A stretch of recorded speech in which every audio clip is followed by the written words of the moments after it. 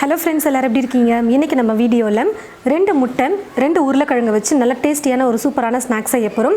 வாங்க எப்படி செய்கிறதுன்னு பார்க்கலாம். 2 முட்டை எடுத்து வச்சுருக்கேன். முட்டையை முதல்ல உடைச்சி ஒரு பவுலில் சேர்த்துக்கலாம்.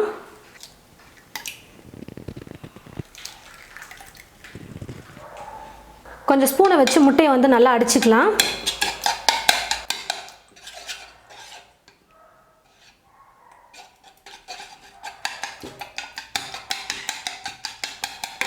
இந்த மாதிரி நல்லா முட்டையை அடித்ததுக்கப்புறமா இது கூட உருளைக்கிழங்கு சேர்த்துக்க போகிறேன். 2 உருளைக்கிழங்கு எடுத்து வேக வச்சு மேலே இருக்கிற தோல் எடுத்து வச்சுருக்கேன். நல்லா கையில் மசிக்க முடியும்னா நீங்கள் மசிச்சு சேர்த்துக்கோங்க. அப்படி இல்லைனா இந்த மாதிரி காய் துருவுறதுல கூட துருவி சேர்த்துக்கோங்க.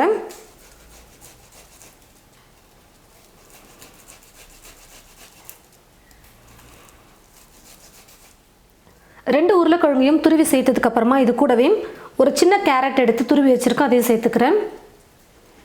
2 பச்சை மிளகா பொடியாக நறுக்கி வச்சுருக்கேன், அதை சேர்த்துடுறேன். பொடியாக நறுக்கிய கொத்தமல்லி கொஞ்சம், தேவையான அளவுக்கு உப்பு. முதல்ல இது எல்லாத்தையும் சேர்த்து நல்லா மிக்ஸ் பண்ணி விட்டுக்கலாம்.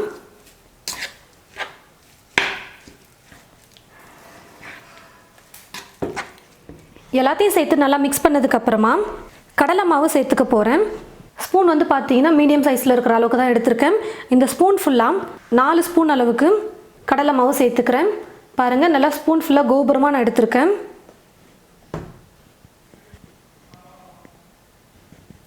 இப்போ இது எல்லாத்தையும் சேர்த்து நல்லா மிக்ஸ் பண்ணி விட்டுக்கலாம்.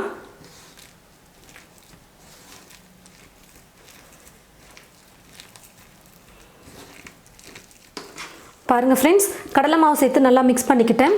இந்த மாதிரி கொஞ்சம் இலக்கமாக இருக்கணும், ரொம்ப கெட்டியாக இல்லாமல் ஓரளவுக்கு இந்த மாதிரி இலக்கமாக இருக்கிற மாதிரி மிக்ஸ் பண்ணிக்கோங்க. அதுக்காக ரொம்ப தண்ணி மாதிரி இருக்கக்கூடாது. பாருங்கள், நம்ம ஸ்பூனில் எடுத்து இப்படி போடும்போது கரெக்டாக விழும். பாருங்கள், இந்த மாதிரி பதத்தில் மிக்ஸ் பண்ணிக்கோங்க.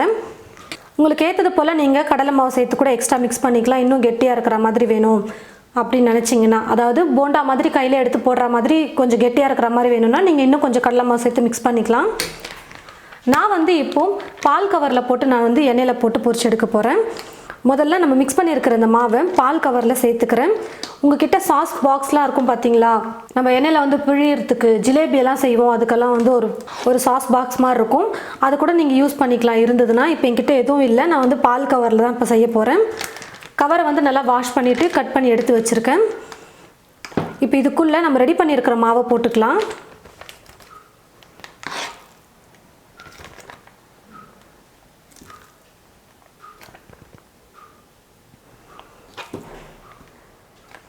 பாருங்கள் ஃப்ரெண்ட்ஸ், எல்லா மாவையும் நான் கவரில் சேர்த்துட்டேன்.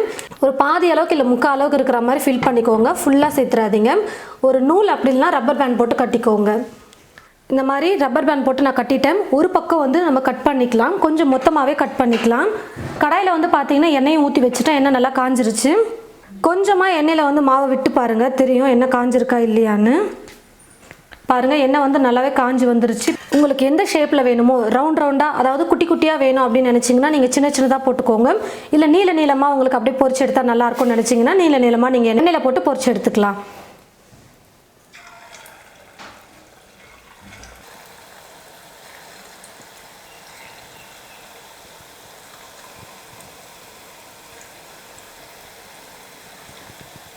நான் இந்த மாதிரி கொஞ்சம் சின்ன சின்னதாக நான் எண்ணெயில் போட்டு பொரிச்சு எடுத்துக்க போகிறேன். உங்களுக்கு அப்பப்போ கரண்டி வச்சு கலந்து கொடுத்தோம்னா எல்லா பக்கமும் நல்லா வெந்து வரும். நம்ம முட்டை சேர்த்துருக்கிறதுனால நல்லா எழும்பி வரும். எண்ணெயில் போட்டதுமே பாருங்கள், உருளைக்கிழங்கு கேரட் முட்டைலாம் போட்டிருக்கிறதுனால சாப்பிட ரொம்ப டேஸ்ட்டாக இருக்கும்.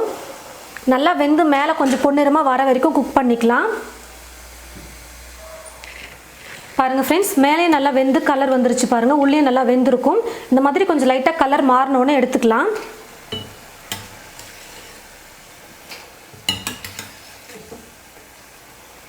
இந்த மாதிரி ஒரு கரண்டி யூஸ் பண்ணிக்கிட்டோம்னா இருக்கிற எக்ஸ்ட்ரா எண்ணெயும் நல்லா ட்ரை ஆகிட்டு வந்துடும். இதே போல் திரும்பவும் எண்ணெயில் போட்டு பொரிச்சு எடுத்துக்கலாம். உங்களுக்கு நல்லா நீளமாக வேணும்னாலும் நீங்கள் நீளமாக பொரிச்சு எடுத்துக்கோங்க.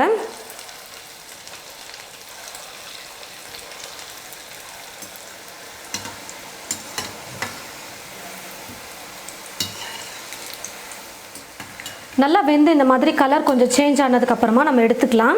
இதே போல் மீதி இருக்கிற எல்லா மாவையும் எண்ணெயில் இந்த மாதிரி சின்ன சின்னதாக போட்டு பொரிச்சு எடுத்துக்கலாம்.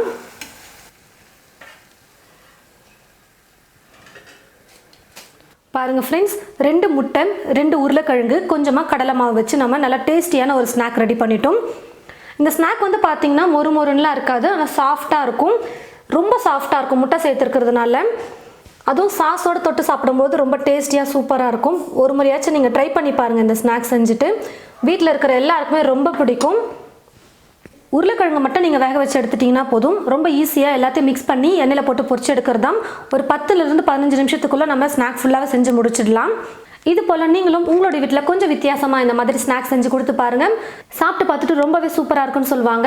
இந்த ஸ்நாக்கை ட்ரை பண்ணி பார்த்துட்டு எப்படி இருக்குன்னு மறக்காமல் கமெண்ட் பாக்ஸில் வந்து கமெண்ட் பண்ணுங்கள். இந்த வீடியோவை மற்றவங்களுக்கும் ஷேர் பண்ணுங்கள். இது போல் நிறைய வீடியோஸ் பார்க்க தமிழ் ஃபுட் மசாலா சேனலை மறக்காமல் சப்ஸ்கிரைப் பண்ணிக்கோங்க. கூடவே பக்கத்தில் இருக்கிற பெல் ஐக்கானை கிளிக் பண்ண மறந்துடாதீங்க. தேங்க்யூ.